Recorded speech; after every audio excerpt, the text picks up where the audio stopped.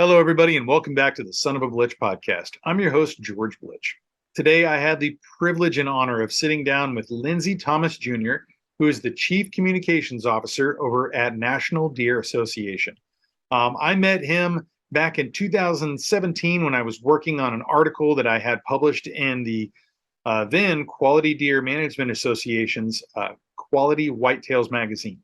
Since then, QDMA had a convergence with the National Deer Alliance, and that is what formed the National Deer Association.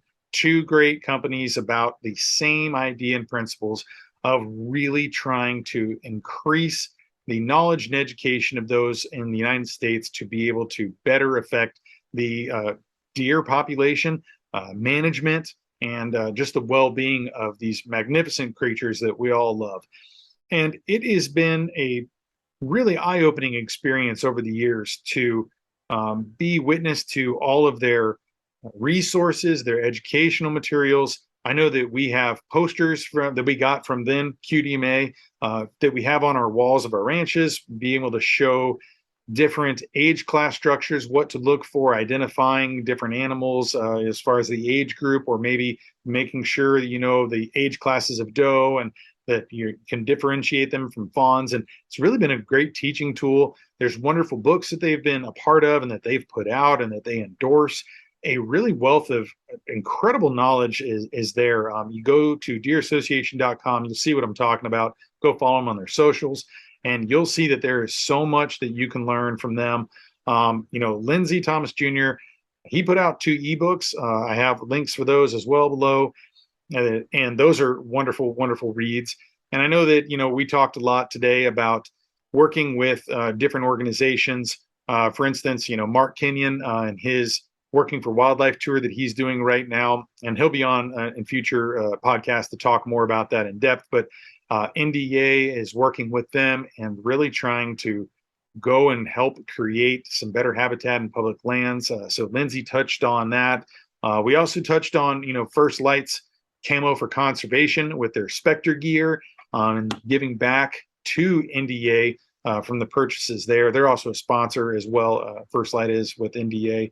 There's wonderful sponsors too. So Lindsay and I had a wonderful conversation about that, his personal journey, working with Georgia Outdoor News and his first days of creating the, newspaper of his family farm when he was a younger kid and putting those things out. And so, that journalistic lifestyle that he brought into, and being an outdoor writer and being a spokesman for this organization, and really trying to implement all this knowledge and wisdom for those that are out there wanting to learn more about it. And I know that's you. So go check out National Deer Association at deerassociation.com. There's so many resources online. Go follow their socials. I think you're going to learn a wonderful amount from Lindsay today in this podcast. And I'm really excited that you guys are going to be taking this journey with me. Thanks for tuning into the podcast. If you haven't, please go and like and subscribe, leave reviews.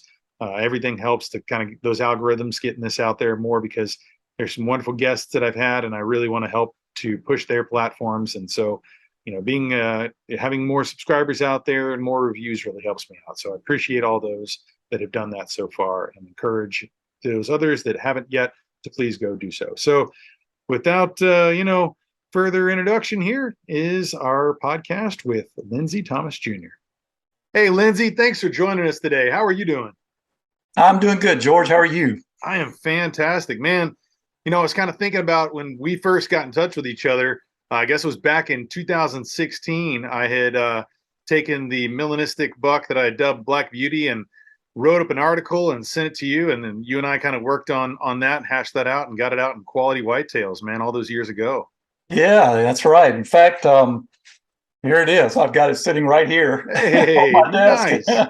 That's I have awesome. I've got QW in the shelf you see behind me. So I was thinking, man, how long ago was that? It's been a few years, and looked it up in the index and pulled up the issue, and it was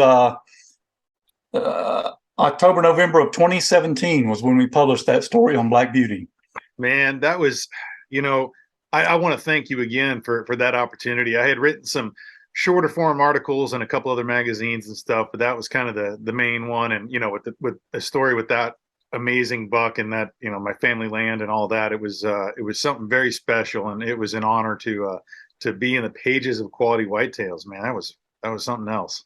Well, it was a great story. I mean, melanistic deer are so rare. People see piebald and even white deer more commonly than melanistic. So for us to have a story from someone who actually, saw this deer for a while, killed this buck, had great pictures of it, that's just so uncommon. It was a great opportunity for us to share that with other NDA members. So yeah, I jumped on that as soon as you offered it.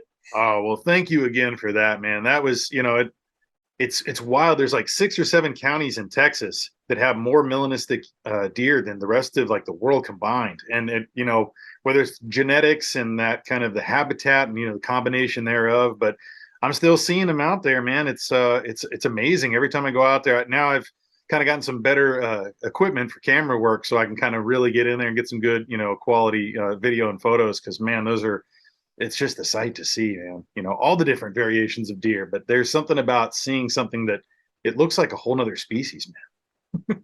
Well, that's an extremely rare animal for most hunters, and so you're very fortunate to be living right there and able to see that and document it. Oh, it feels like an honor and a privilege every time I see one. It really does. It's something special. I know that you've had so many special encounters and wonderful times in the outdoors, and I kind of I figure we should probably just start from the genesis of your outdoor and hunting experience. I know that and your dad had kind of brought you in the way, and then his uncle Lindsay, and so there's a train of Lindsays who have done the outdoor work, and I kind of wanted to just start with hearing about where you got your start hunting in the outdoors, and your love of that, and how that kind of carried over into your future work here. So yeah, like you said, I mean, my dad introduced me to the outdoors. I grew up on a farm in southeast Georgia.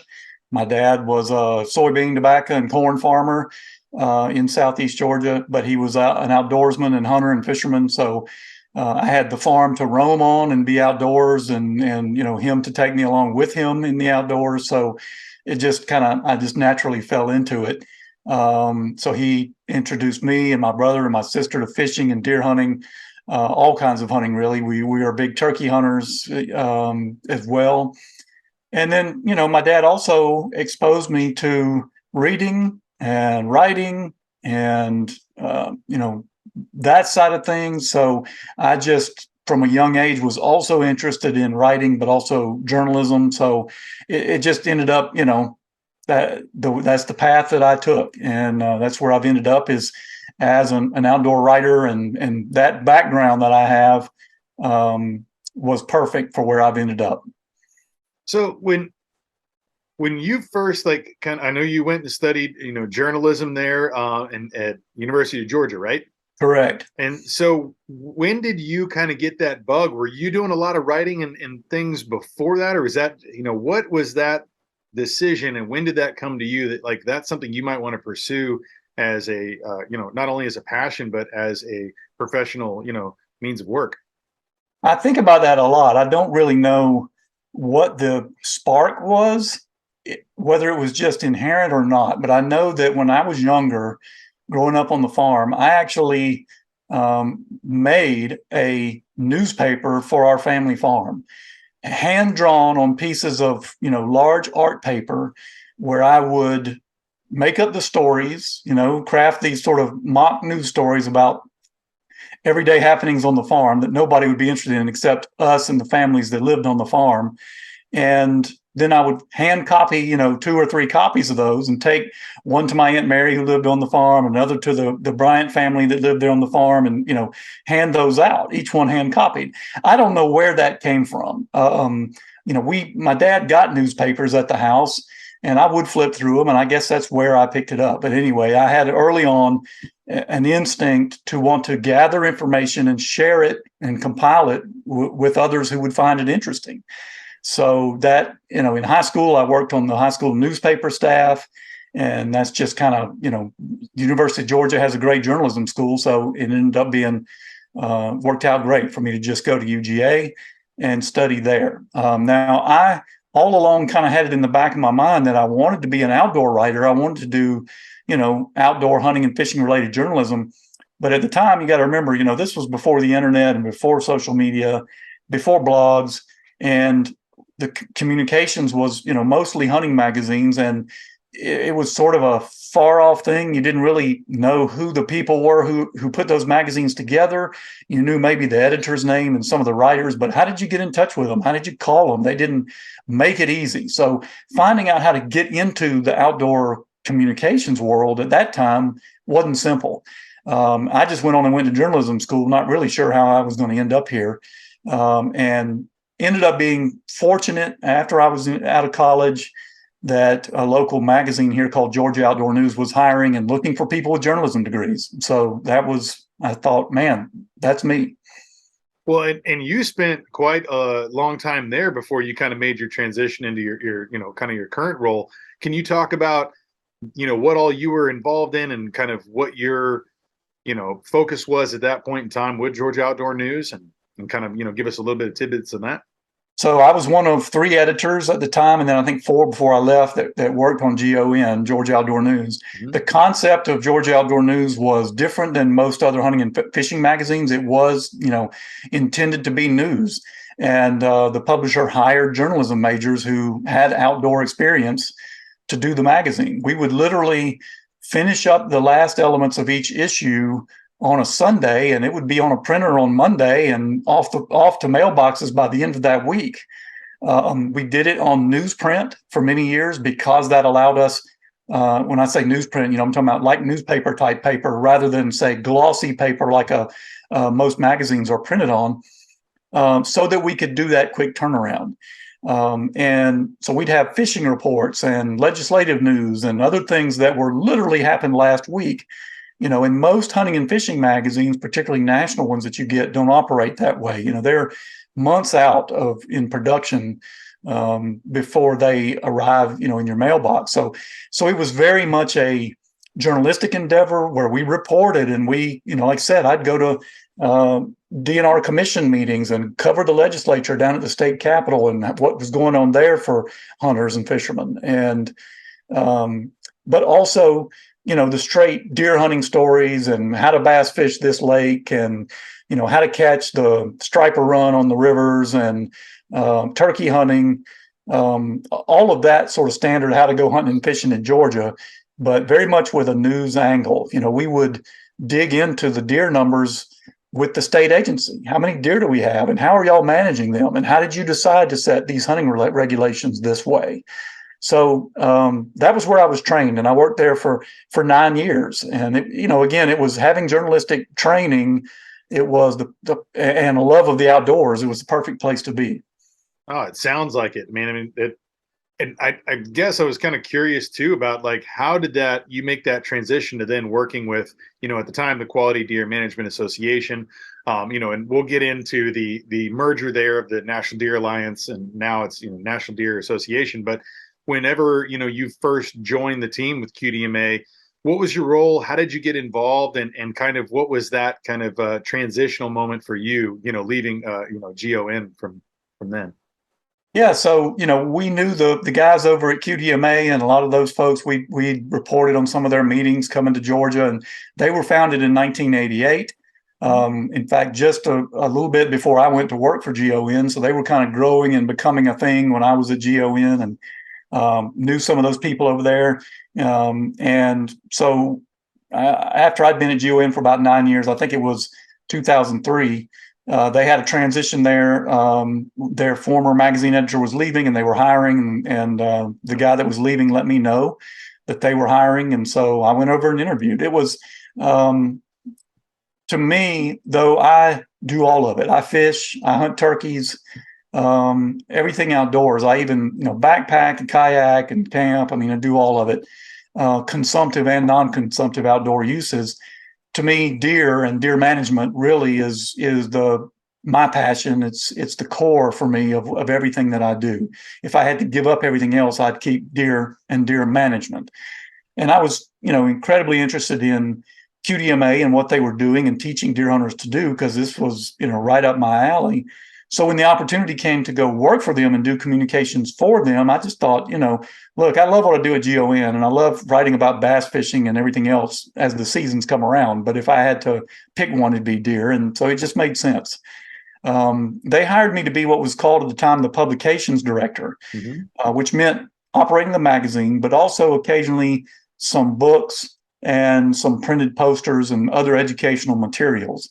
At the time, digital was not an aspect of the way QDMA did business, or for that matter, the way the GON did business when I left. We had just really launched a website. But so I was hired to do print material, educational material for QDMA. We, of course, eventually added web and social and email and video and all of these things. And that's been the transition. And I've now been at QDMA, and now, which is now the National Deer Association, for 20 years this September.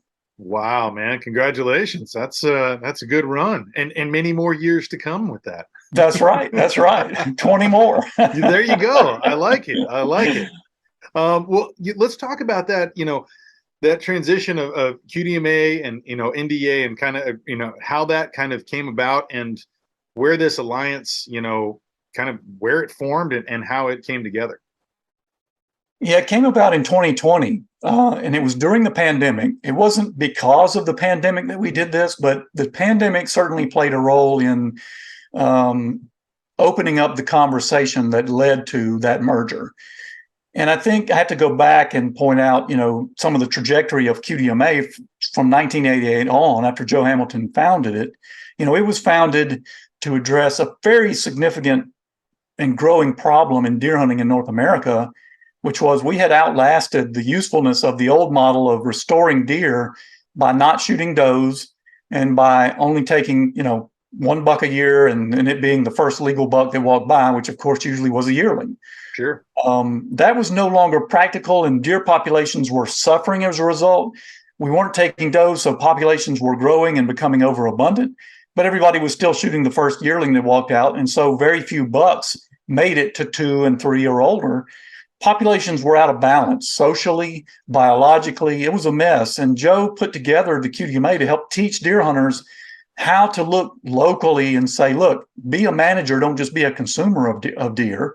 Go out there, and if you need to shoot some does, do that. And if you need to get some bucks protected to get into some older age classes, and you'd like to see what happens when you do that, do that. It was empowering hunters to not just be, again, consumers who let the agency decide how to manage deer, but being local managers themselves. So fast forward to, 2020, not to say mission accomplished, but very much so, QDMA and other groups that participated in education on that topic had flipped the script. The yearling buck harvest rates on a national level have dropped way down. We are killing today more bucks of 3.5 years old and older in North America than ever before. And when you consider the fact that we're also taking some record harvests in total number of animals, that means that in total mature bucks, we are killing more total mature bucks every year across North America than ever in modern history, probably ever. So things are really good. And in terms of that initial mission that Joe set out with, you could very much argue that we have definitely changed the mind and the modern mindset of the average deer hunter. So we get to 2020, you got the pandemic. QDMA was looking at, what do we do? We can't hold banquets. We've got to change up our funding model. We were looking at a lot of changes. We knew Nick Pinizzotto, who was with the Deer Alliance. QDMA actually created the Deer Alliance in 2015 to go out and do policy and advocacy work for all deer organizations and focus on that. Nick had been doing a great job of that for 5 years or so. And during the pandemic, in several conversations we had about how do we get through this pandemic, we got to talking with Nick.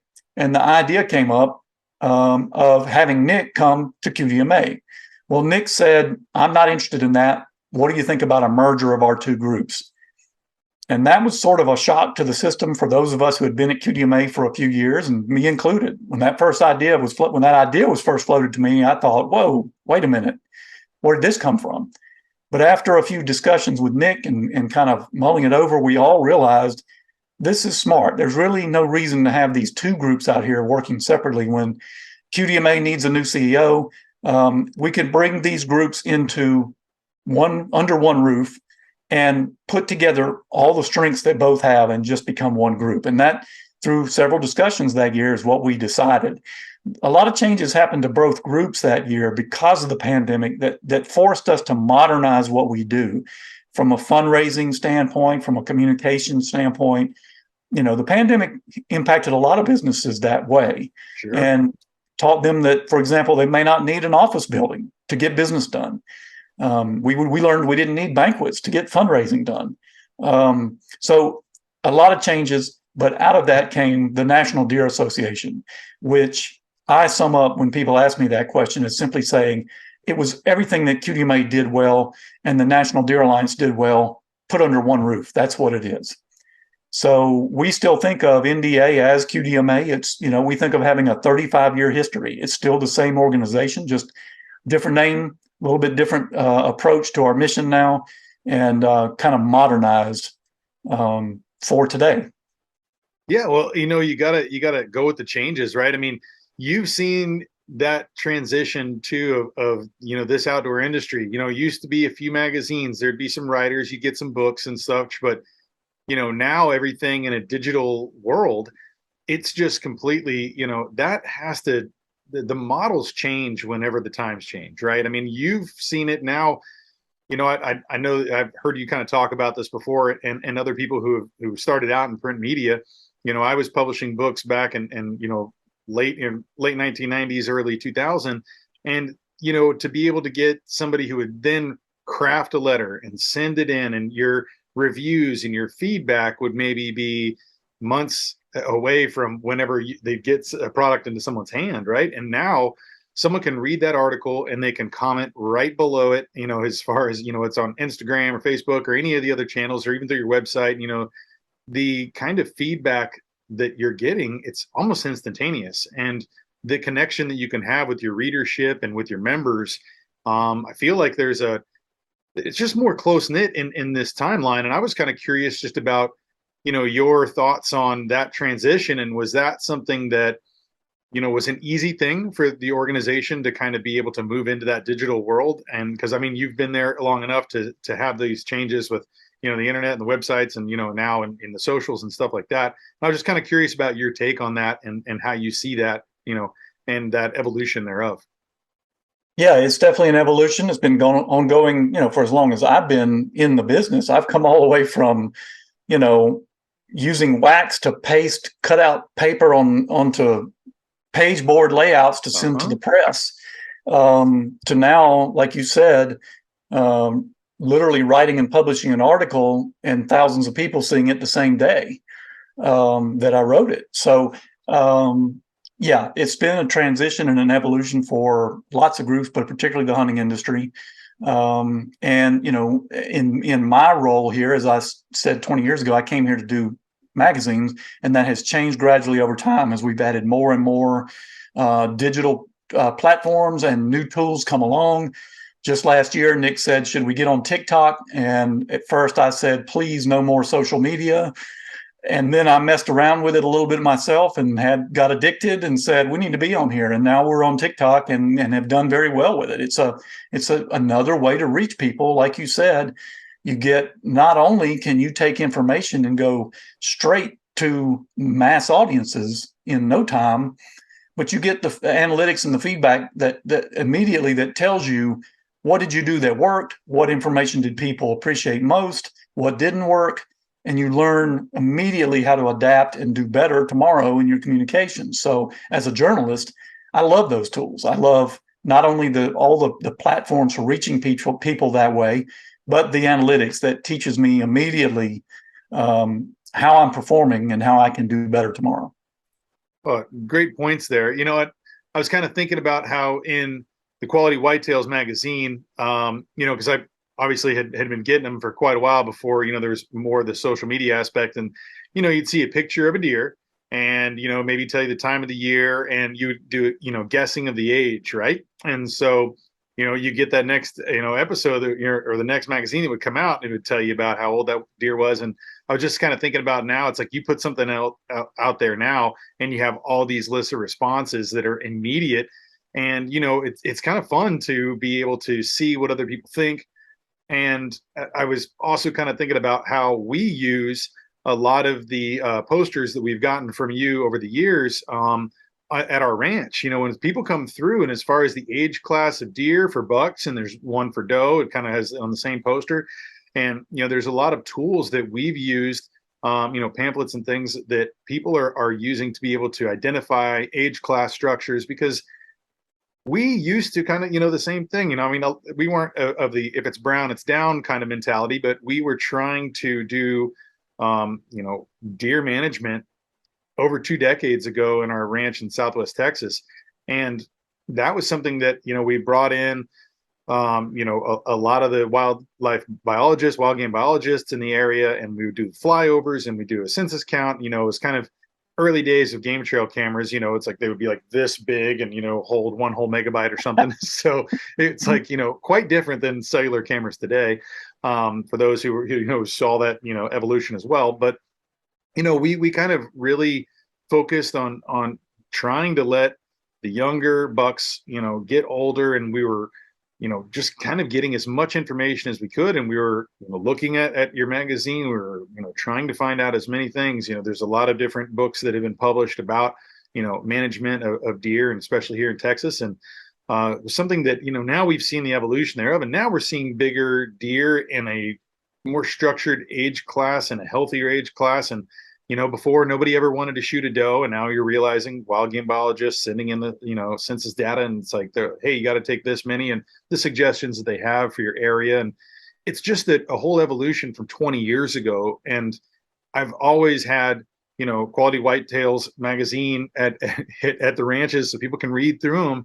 And it's such a wonderful tool in those posters. And I highly encourage everyone to go over to your website and really see, because there's so much data that people can learn, and so many books and suggestions and articles that you guys put out. I mean, it's really been a treasure trove for us to really be able to up our game and do the best that we can for our habitat. And I want to thank you personally for that. It's really helped our ranches out a lot. Well, I've been a part of a great team. I've been honored to be a part of this team. And it's not just this organization. I'm looking at your books you've got there in the background. I'd be willing to bet somewhere in your bookcase you've got Al Brothers' book, Producing Quality Whitetails. Oh, absolutely. Which, Al from Texas, that was really some of the origin of QDM was with Al. And in that book that he wrote, Al and Joe Hamilton are good friends, have been lifelong friends. And that was part of the origin of this organization, was their friendship. And Joe having Al come to South Carolina and speak to a gathering of biologists, and talking to them about, hey, it's time y'all figured out the right way to manage deer. And I look at all those titles you got there behind you, a lot of great books and a lot of great information. The digital age has made it easier to reach people with good information. It's also presented some challenges. It's easier for other people to share misinformation. Sure. And so, faster than ever, many of the same old myths and misunderstandings about deer are still around, and some of them travel faster now through digital communication. So our work is never ending. In other words, I've got job security, continuing to help hunters and even non-hunters understand what deer are, what their value is, how to manage them, the science of this animal, and and how to hunt them. So it's the media has changed, where it used to just be books and magazines, and now it's a whole lot broader than that. But the work is very much still the same. And I'm interested that you mentioned the posters. Those posters of ours continue to be popular. We still have them and sell them on the website. We've got the buck aging poster. We have one on sorting does from fawns and button bucks, and we have one on jawbone aging. Yep. And those have been around. I helped create those years ago, and there's we've updated them from time to time with new photography, but they still sell extremely well. Oh, you talk about the jawbone, like that was one of the things that at the time, the wild game biologists wanted to see each one. And so we would pull those out. And I can't tell you how many coat hangers we have bent with all the different, jaws and the ages. But it's such a wonderful thing, the data that you can get and the science there. And, it's not 100% accurate, but it's pretty darn close. And if you see, a lot of times with the animals we see, if we're going after a buck, we've got them on camera. There's a lot of things you can do for valuation purposes to where you can probably guess the age class of that deer. And, a lot of deer too, the specific markings on them, or maybe one of the ear is split, or there's a certain type of rack that kind of, happens every single year, maybe a split brow or something where you can kind of age and kind of get a good, guesstimation of it. But, the jaw bones and the aging of that too. I know there's some more specific areas and things people can send in some information to, labs and kind of maybe get a more accurate, date and comparison for ages. But that's something that we've done every single year. And we use that too, that same tool, that jawbone aging poster, and being able to, identify, what we had so we could send in the data and be able to try to be as accurate as possible, because we wanted to make sure that what we were doing was the best for the herd, the best for the habitat there. And I'm seeing that more and more with, private owners, landowners, and even public, hunters, that they want to be able to make sure they're doing the best. And that data and the ability to send that in and communicate with your wild game biologist and, instantaneous, like being able to shoot over some pictures via email and get the feedback. It's a game changer, man. It used to be where we'd have to wait for the wild game biologist to come over, and then we'd have those, rack of jaws and be like, okay, we'd have a permanent marker. It's starting to fade of this particular buck. We think it was this. Here's the, live weight. Here's the dress weight. But all that data is really, really important. And we learned a lot of that from following you guys and Al Brothers. That book it's one of the Bibles, man. It sits on the coffee table at both ranches, and it's very used and looked through, man. Just looking at pictures of beautiful deer is always fun too. But it's a great tool, man. Yeah. All those things are great tools. And you know what? I know that there's other books that are out there. There's some that you've actually worked on. There's the Quality Food Plots, your guide to better deer hunting. I kind of wanted to talk about your role with that and how, what your involvement was and how it was, because that was a collaborative effort of a lot of different folks, right? Yes. Yeah. So you can talk to me about what your role was and who else worked on that, and maybe where people can go and find that as well. So when I was hired in 2003, that was already kind of on the planning table, was the food plot book. Basically, in those days, that was in the beginning or middle of the peak of interest in food plots. Of course, food plots have not faded. That's still a popular thing, but Sure. It was a new thing then, and people had lots of questions. And so the phone would ring every day at the office with questions about food plots. And we'd said, why not put a book together that answers all these questions? We've got the information. We've got access to some of the most knowledgeable people in agronomy and tractors and equipment and food plots and wildlife and all this. Let's put this together. So from the beginning, in my job at QDMA, I was putting together a plan for doing that book. And simultaneously, by the way, when I was hired, another project that got floated was Dave Richards' book, Observing and Evaluating Whitetails. Dave's from Texas, as you probably know. Oh, yeah. And and he's a wildlife photographer. So those were, two of the early book projects that I worked on. Dave's book was Dave's book. It belongs to him. And we helped him put that together with his photography and him and Al's writing about how to age bucks. But Quality Food Plots was a QDMA project. And so what we did, I was one of 3 editors. The other 2 editors were Carl Miller from the University of Georgia, Dr. Carl Miller. And then the third one was Kent Kammermeyer, who at that time worked for Georgia DNR as a wildlife biologist and was one of the early people to write about food plots for deer and habitat management through food plots. And so the 3 of us put together an outline for chapters. We went and recruited the best people to write those chapters. For example, the soil chapter is written by a soil expert. And some of us wrote some of those chapters. Carl, Kent, and I wrote a few of the chapters that are in the book. But as an editorial team, we made the assignments, pulled the chapters together, and then treated it like my team put it together like we would a magazine, with finding the photographs, doing the layouts, sending the drafts out for editing and all of that. And I'd never done a book before. It was the first book I'd done, and that was in 2006, and it was an enormous chore. It was a huge undertaking. And when you look at the book today and flip through it and look at the amount of information that's in there, you'll understand why. Not only, learning the ropes of producing a book, but trying to make it as informative as possible. I didn't want it to be a book you had to read. I wanted it to have photographs, charts, infographics, very user-friendly when you flip through. If you needed to grab it and flip through and find out quickly how much protein was in white clover, that should be readily available without going back and rereading a chapter. But at the same time, to have reading that someone could sit down and read this book start to finish and learn a lot. So, I think we succeeded at it, but it was a huge job. And I'm very, very proud of that book. It's still available. It's in I believe, the third printing now. I think we sold over 30,000 copies, if I remember right, but very successful project for the organization. Absolutely, man. Wonderful, wonderful book. And you actually have a couple ebooks that you've written and are available. I know, on Amazon and is one spot to get them. And I'd like for you to talk about those two. You got one, The Blood Trail and Other Deer Hunting Stories, and the other one is 1 Year to Better Deer. Can you lay those two out for us? When you wrote them, what inspired you to write those particular books, and maybe give us a quick synopsis on those, if you wouldn't mind. Yeah, so those were just sort of side projects. I'm writing all the time of all kinds of writing, both for work and not for work. And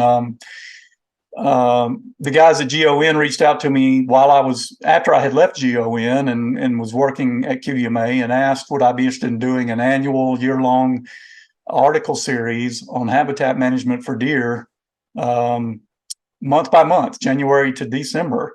And so I did that. And when I got done, it was published in GON in a series. When I got done, I just compiled that series into, I did some editing and some additions, and, to make it work as a single book, but put it together as an ebook. And you can get that, like you said, on Amazon, 1 Year to Better Deer.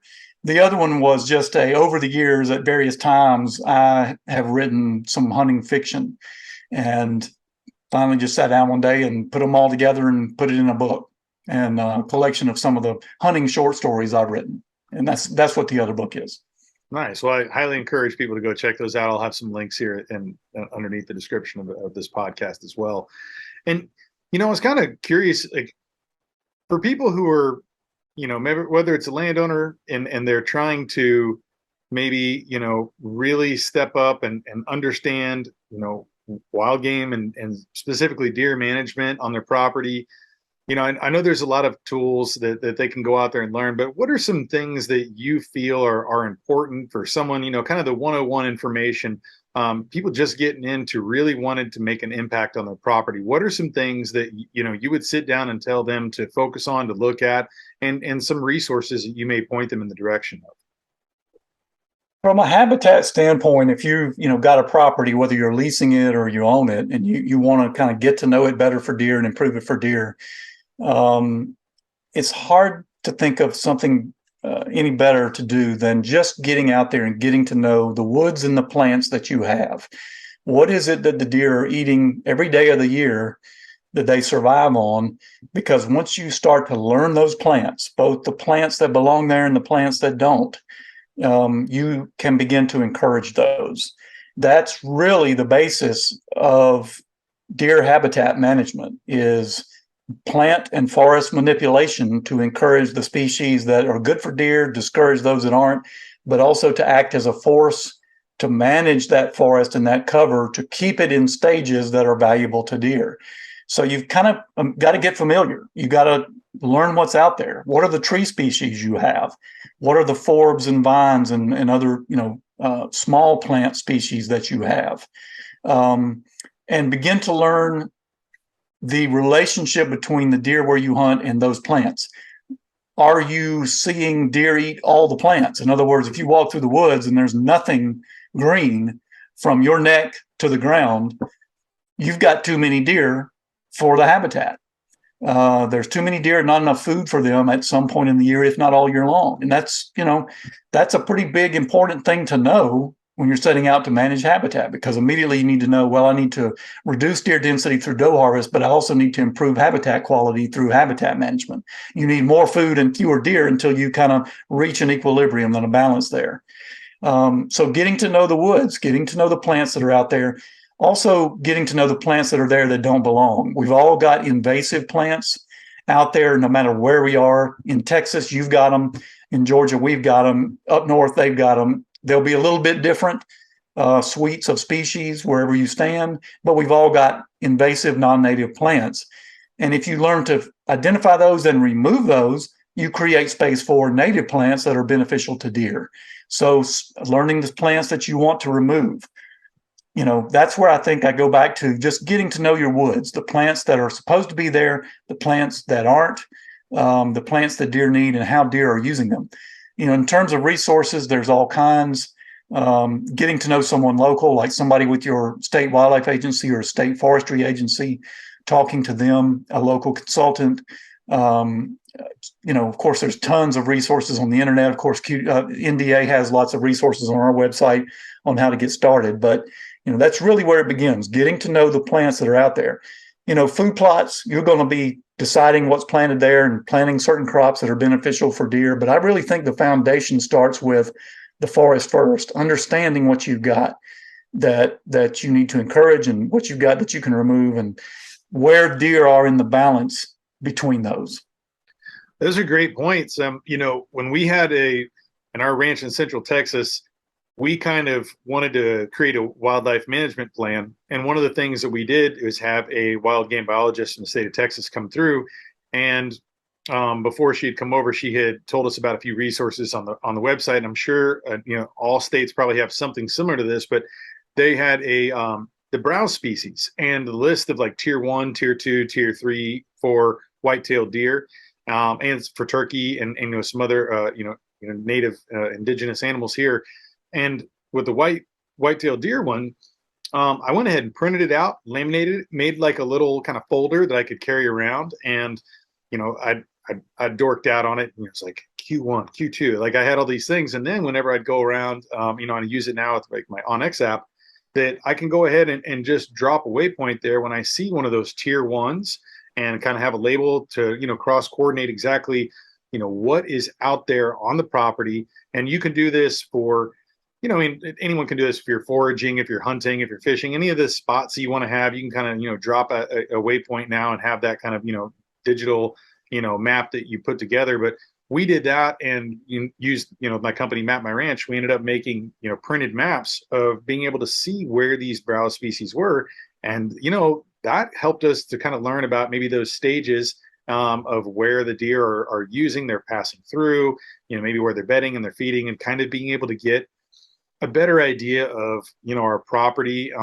We also keep an area, it's like a sanctuary for the deer that we're not moving into very much. And there's no hunting pressure along some waterways and some systems. But we learned all these things from really studying what was on the ground and being able to kind of make those determinations. So I encourage everybody who, your state agencies probably have something like this. Your local wild game biologist might be able to point you in that direction. There's tons of books for wherever you are that talk about maybe those browse species and help you be able to kind of get a visual, and nowadays, you can just kind of pick up your phone, and I'm sure that there's the ability to look through, and, there's apps where you can scan the browse there, and it can kind of tell you what kind of, plants those are, so you can have those kinds of notes. But that's something that I highly encourage people. And, I kind of wanted to go back to when you were mentioning about the different stages for deer. I think I know what you're talking about, but if you could maybe talk about those different types of staging areas that deer have, and maybe, kind of expand on that a little bit for listeners there. So what I'm referring to there is forest succession. Anytime you take, let's say, an open field and leave it alone and quit managing it, it's going to age. It's going to grow up in stages, from grasses first to, more broadleaf plants eventually. And then you're going to see some bigger shrubs come in there. Then you're going to begin to see tree saplings after a year or two, and it's going to be growing up and aging. And that over time, you're getting less sunlight on the ground and more shade as that goes forward, all the way to, you're talking about a forest. That's succession. And as you go through forest succession, each stage has different values for deer. A mature forest produces acorns, but for the most part, deer require forage and cover that's going to be most bountiful in those early stages. And again, if you don't manage this stuff, it all ages and gradually gets lower and lower in quality. And that's what I'm saying is you have to learn to be the manager who steps in and rolls succession back sometimes, that hits rewind and sets things back in time. Fire is really the number one way to do that, but there's other ways to do that if you can't burn. Fire is the most natural way to set back succession. I'm not talking about burning your entire property. I'm talking about, carving a property up into a grid or units, and then every year burning a little bit, a few acres at a time on a rotation, so that each unit you're coming back through with fire every 3, 4, 5 years, whatever it is that it takes. It's going to vary by region, by Texas, from north to south and so forth.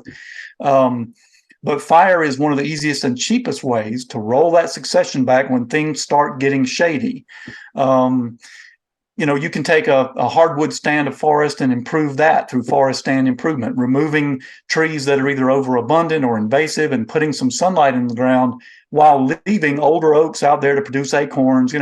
There's a balancing act there. But that's what I'm talking about, is that, seeing yourself as the force that ensure, because, wildfire used to be a big thing. It used to happen regularly without us. We've pretty much stopped that. We are in control of fire now, but it needs to be out there. We've got to be the force that manages forests and ensures that there's enough area in stages that's beneficial to deer. So where you hunt, you want to be trying to create some openings in some areas, whether it's thinning timber, whether it's a clear cut, whether it's some pasture that you're going to, kill the fescue or the invasive pasture grass and let that grow up in natural early successional cover. All that is great stuff for deer to feed on, hide in. It hides fawns from coyotes. It hides deer from cold weather, can even hide them from hot weather. So, producing those early successional stages is an important skill to know, but it's an ongoing job. It's not a one and done thing. I've produced some early successional cover. Now I can go home, because again, 2-3 years from now, it has aged out of the valuable stage, and somewhere else you need to recreate that. So, no, great points as well. For those who may be thinking about that and who are landowners, it might not be the same if you're leasing the property, whatnot, or public landowner, but those landowners, there are a lot of resources there and some funding resources. The USDA has a program, the NRCS, there's an EQIP program. And I'll put a list on here for those who want to, learn more about that. But there are funding areas where maybe it's, contribution of like maybe half and half or whatever. There's a lot of stuff that's per acre. We went and took 23 acres, cleared it of, non-indigenous invasive, plants. We saved some of like the oaks and some pecan trees that were native there that we wanted to keep. But we cleared a lot of area, and we ended up planting, native grasses and forbs, I talked about in that article that, we mentioned earlier. And that was a big stage for us to be able to try to benefit the habitat by doing that. And, it took having people who were experts in that field to come out and evaluate and be able to point out, hey, this area is the best for this. This is what we suggest. And because, I was very green behind the ears. It was something that was new to me. I wasn't sure exactly what to do. I had an idea of what that species may be of plants, but being able to bring in the experts and do that. And there's a lot of, folks that come in there and they'll consult with you and for free, with the NRCS programs here in Texas. We had someone come out there and kind of guide us along the way. And, we were able to immediately see the impact within that first year of creating better browse areas. And like you said, too, it is an ongoing project, man. You can't just clear an area in a field, because especially in here in Texas, you look 2 years down the road and you got mesquites that are growing up that, they're going to challenge some smaller tractors, and you gotta stay on it. And, sometimes you have to apply, different herbicides, or if you don't, you have to be very, uproot things. We had to do bulldozing and root plowing behind. You can't just kind of sometimes go and shred stuff because it's not necessarily taking out some of those plants. So there's a lot of guiding principles that you can learn.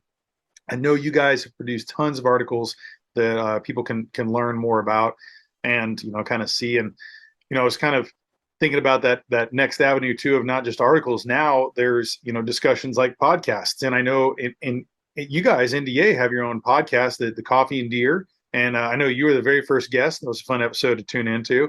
But there's now that, and if you could maybe talk about that as another element of education that you guys are producing and through the NDA, so that folks can learn there through that kind of audio format there as well, if you wouldn't mind. Yeah, and let's go there. But real quick, before I Yeah. forget to say it on what we were just talking about there, another great resource is your state's DMAP program, which is Deer Management Assistance Program. Most states have them now. Georgia has gotten one here in the last couple of years, and we were even late to the game. So most states now have what's called DMAP, Deer Management Assistance Program. You go to your state wildlife agency. Basically, it's enhanced assistance from the agency in exchange for, you agree to do certain things. Sometimes it's maybe a small fee or whatever, but you get enhanced assistance from the agency. A biologist visits. You can get jawbone aging. You can get habitat recommendations. They'll connect you with these other groups like you're talking about, NRCS and these other programs. So just don't forget to look into DMAP if this is of interest to you. Yeah, good point. So just want to throw that in there. And then back to your question about podcasting. Yeah. So, that was one of those things where it's like, okay, here's another digital platform that's growing and is becoming popular. Do we dive in? And of course we did. And I believe that's now been 2 years ago that we launched.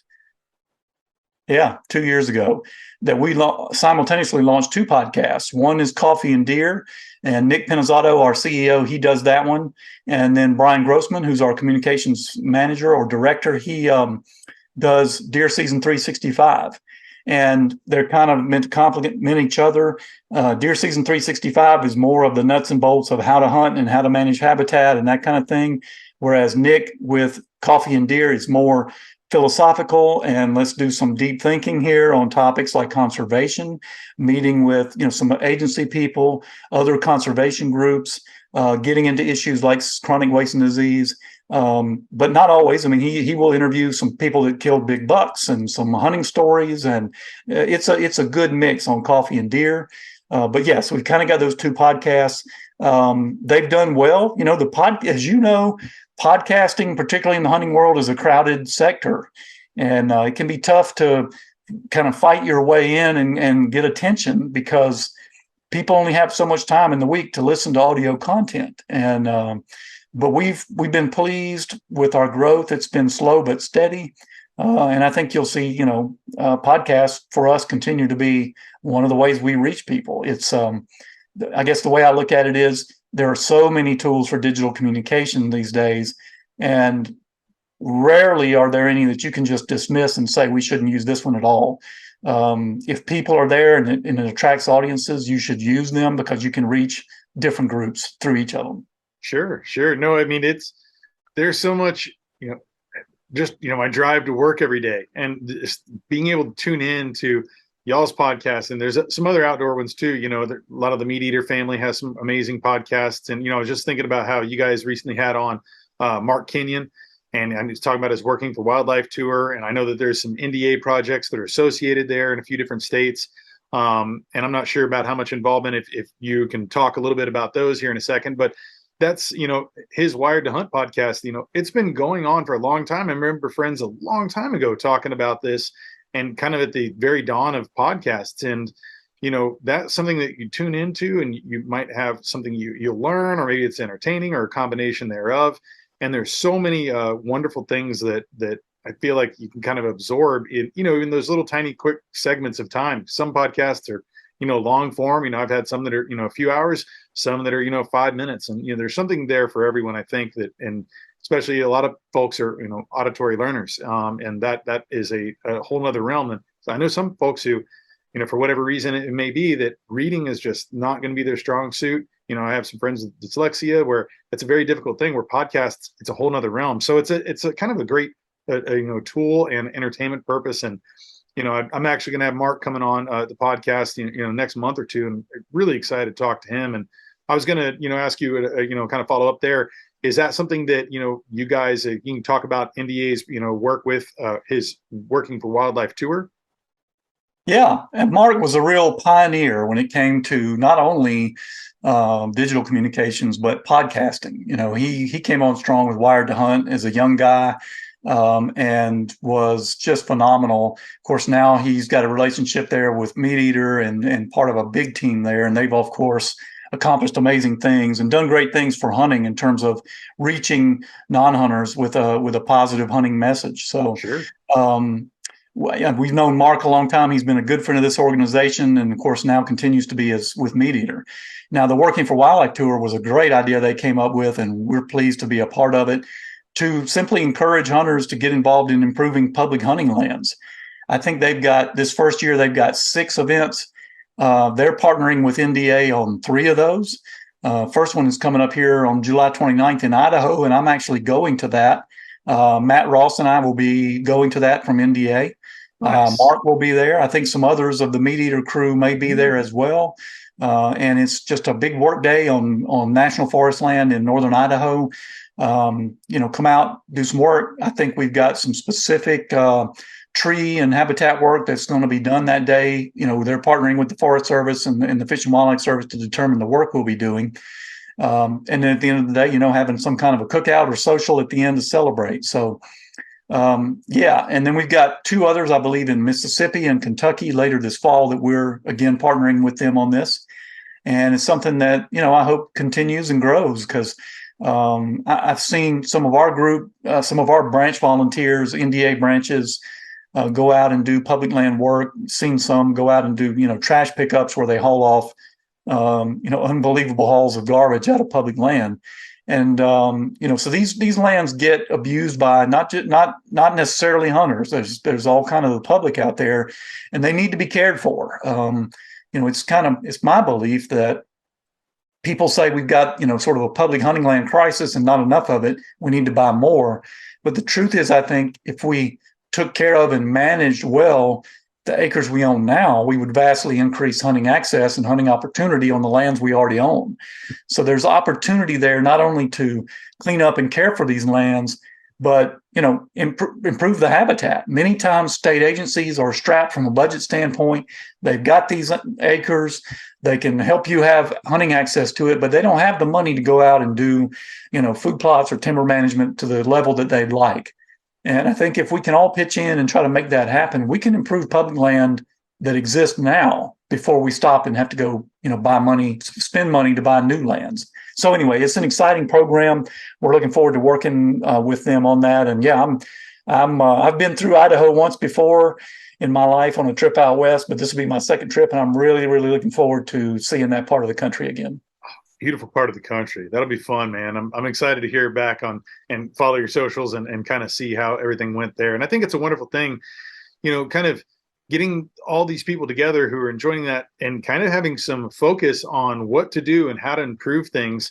And like you said, create a better habitat. And it's also just kind of creating, I think, a better visual of what hunters are, because we are the original conservationists in that sense too, right? And historically, it's like we're the ones who are, giving back, a lot of the money that Pittman Robertson, I always say it backwards, but there's so much funds that go back into conservation and for habitat improvement in our country, and I feel like it's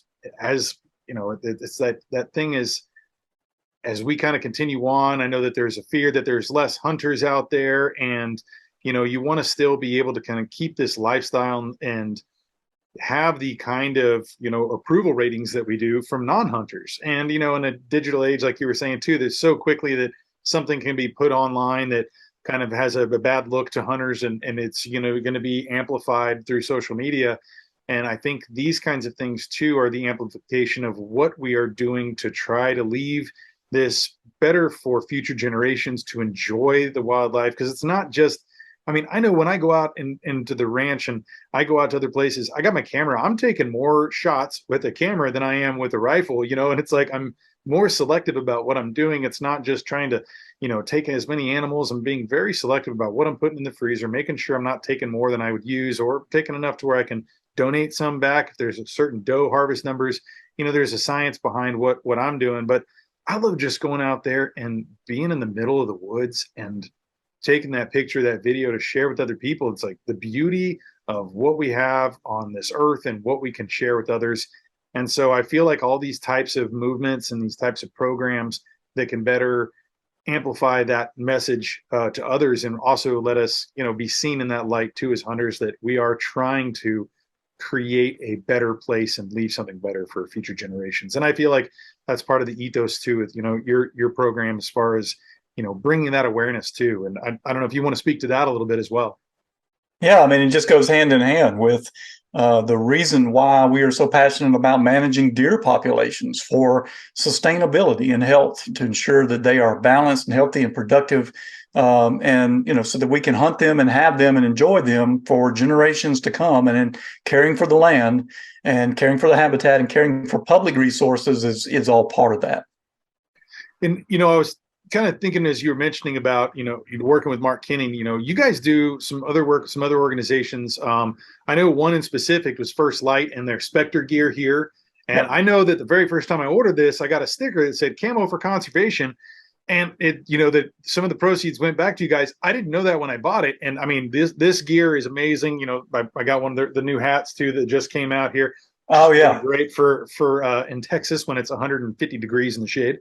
And having something that you can purchase, and there's I know there's a lot of organizations you guys work with, and I don't know if you maybe want to touch base on the Camo for Conservation, and how that formed with your time with First Light, and maybe kind of touch on any other organizations you guys are working with, and how people can maybe help contribute to some of these funds and these projects. So you can go on our website at deerassociation.com and see, the list of corporate groups that support us. We've got a number of sponsors and partners, corporate organizations that, have signed on to support us and our nonprofit mission. There's a good many of them. Sure. First Light is one of those. And, First Light came on in 2020 when we first formed the National Deer Association, and through the merger, and came on in a big way.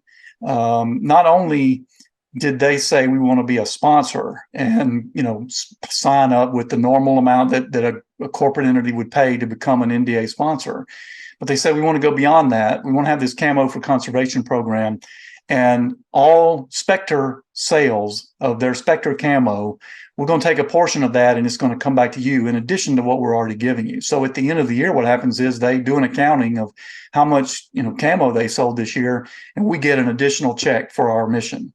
They've got other programs like that, I think, with some other species organizations and different camo patterns, but their deer organization is the National Deer Association, and Spectre is that camo. So yeah. That hat that you bought, and I've got to get one of those. I'm trying to remember what is the name of the new material that's for southern hot weather hunters? For the is it the Trace? You mean Trace? Yeah. Yeah. I've got to get my order in. I want one of those hats. Those are going to be great for early bow season in South Georgia. But so anytime you buy, just like that hat you just showed me, you buy First Light Camo and Spectre, NDA is going to receive money from First Light for our mission. So they've been enormous supporters of ours. And beyond just that, they've helped us amplify some of our educational messages. You of course mentioned the Working for Wildlife program that they invited us to partner with them on 3 of those events. Many ways that First Light has been a great partner of this organization. They do some amazing things, and you guys as well. I mean, I'm glad that there's all these organizations that are out there giving back and doing so much for the habitats that are out there, and for educational purposes, and a lot of entertainment stuff too as well. And I highly encourage everyone to go over to your website, and before I kind of have you give the socials and stuff, so where people can find you. I had one last question for you, and this kind of ties into a professional and personal question.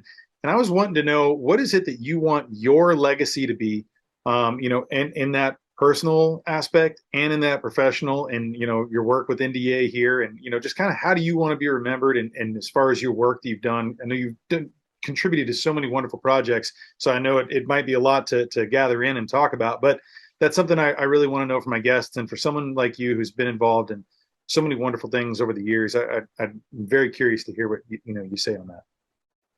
Yeah, it's a good question, George. And I think for me, I just have always had a natural desire. It's what led me to journalism, to help folks find reliable and accurate information. And so my role here as part of QDMA and now the National Deer Association has always been that, except for deer hunters, to help deer hunters access the latest and most reliable and valid science-based information on deer and habitat management, hunting, conservation, all of it. There's always been, and even more so today than ever, a lot of information easy to find out there about whether it's deer or deer biology or habitat management, like we've been discussing, conservation, whatever it is, but it's not all accurate and not all reliable.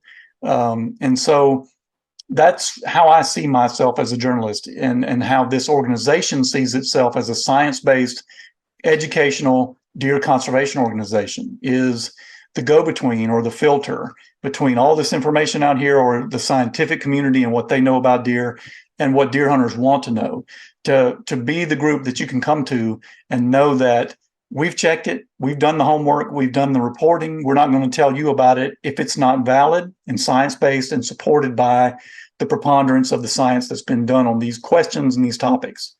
So if that's how I'm remembered, as a deer journalist who assisted and improved the future of deer conservation through my career, through helping hunters gain access to information that was reliable and science-based, then that's what I'm passionate about. If that's how I'm remembered, that'd be perfect.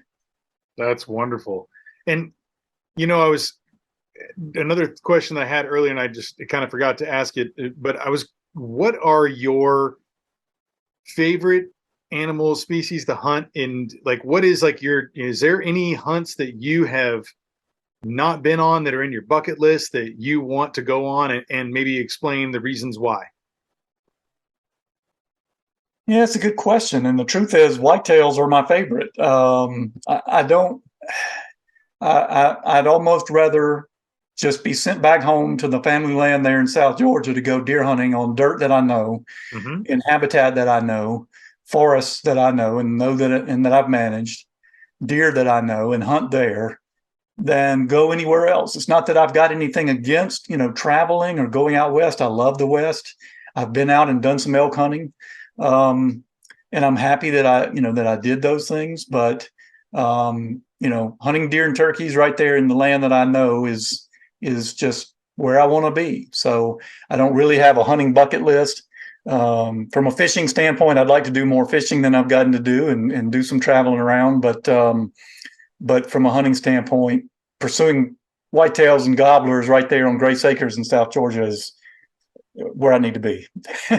I hear you, man. I mean, that there is no more favorite place for me than being on the land that's been in my family for generations, and being able to hunt that, and that the roots and the history there, and the stories and the camaraderie that happens, and knowing something like the back of your hand, and being able to see a particular deer over the years, and photographing them, and just kind of having all this evidence of these stories that accumulate, and as and being able to then write about it, and or do a video about it, or whatever it may be.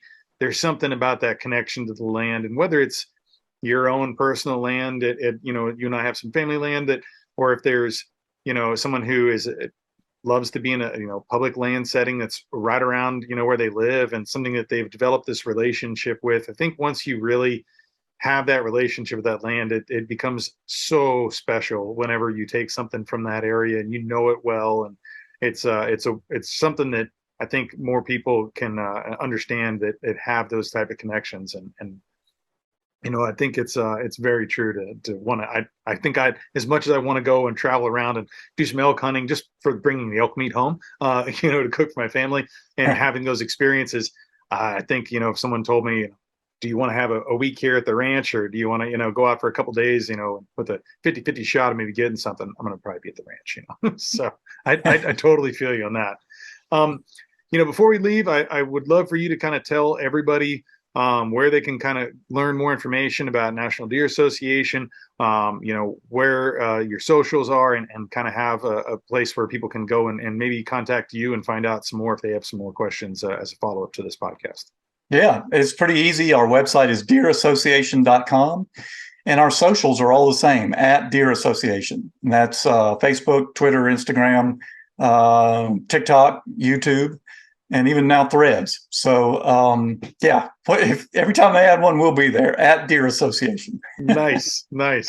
Good deal. And if anybody wants to personally contact you, I know you have an Instagram account too as well. If Yep. Is that something you want people to find you on? Yeah, sure. No, my social is all about the NDA and my work here. So I'm on Twitter. I'm also on Instagram at Lindsay Thomas Jr. I think it's on Instagram. It's Lindsay_Thomas_Jr.